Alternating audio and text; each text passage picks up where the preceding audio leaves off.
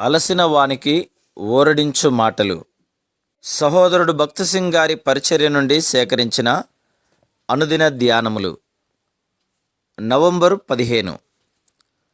ఆయన మరణము యొక్క సాదృశ్యమందు ఆయనతో ఐక్యము గలవారమై ఉందుము. రోమా 6:5. ఈ దినములలో ఎంతోమంది తాము తిరిగి జన్మించితమని చెప్పుచున్నారు. కానీ వారి జీవితములను చూచినలా వారు చెప్పుచున్న దానిని మనం సందేహపడదుము. వారికి హృదయములలో శాంతి లేదు, సంతోషం లేదు. వారి జీవితములలో ఎటువంటి శక్తి లేదు. వారు ఓడిపోయిన జీవితం జీవించుచున్నారు. కొన్నిసార్లు వారు విఫలమగుట కొంతవరకు సహజమే. ఎందుకనగా ఎవరునూ పరిపూర్ణులు కారు. కానీ వారు అదే పనిగా ఓడిపోయిన జీవితములను జీవించుచున్న ఎడల ఏదో ఒక పొరపాటు ఉండును. దానికి గల కారణమేమనగా వారు రక్షింపబడలేదు. వారికి పరిశుద్ధాత్మ శక్తి లేదు.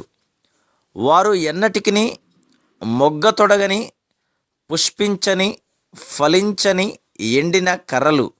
దేవుని శక్తి వారిలోనికి ప్రవేశించలేదు. రోమా 6:5లో మనం ఏ విధంగా ప్రభువైన యేసుక్రీస్తు యొక్క మరణ పునరుద్ధానములతో అంటుకట్టబడి ఉన్నామో చెప్పబడింది.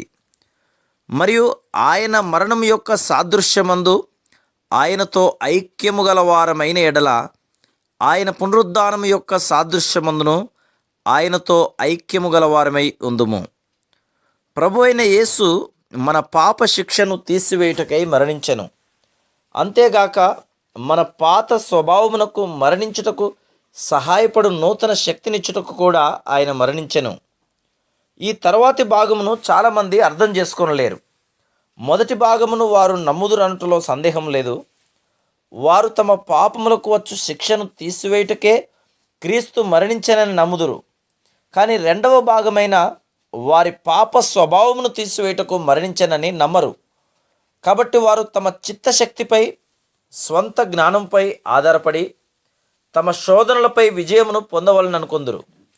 దాని ఫలితంగా వారు పాపములో పడిపోదురు. ఆ విధంగా నీవెన్నటికీ పాపమును జయించలేవు. దానికి ఒకే మార్గము గలదు. అదేమనగా విశ్వాసము ద్వారా ప్రభువైన యేసు క్రీస్తు యొక్క మరణ శక్తిని నీవు నీలోనికి తీసుకొనవలెను.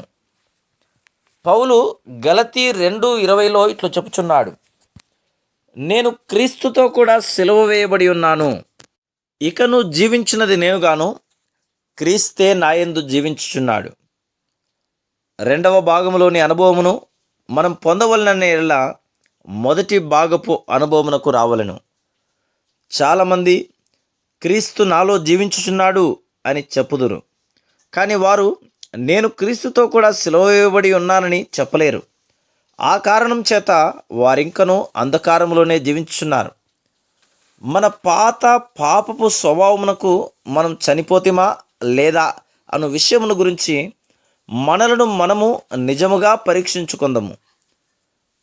క్రీస్తు సిలువపై ఉన్నప్పుడు ఎంతోమంది ఆయనతో, నీవు క్రీస్తు అయితే సిలువ మీద నుండి దిగుము, అప్పుడు మేము నిన్ను నమ్ముదుము అనేది. ప్రభువు ఆ విధంగా చేయవలనని కోరిన ఎడల ఆయన దిగివచ్చేటివాడే. కానీ ఆయన అట్లు చేయలేదు.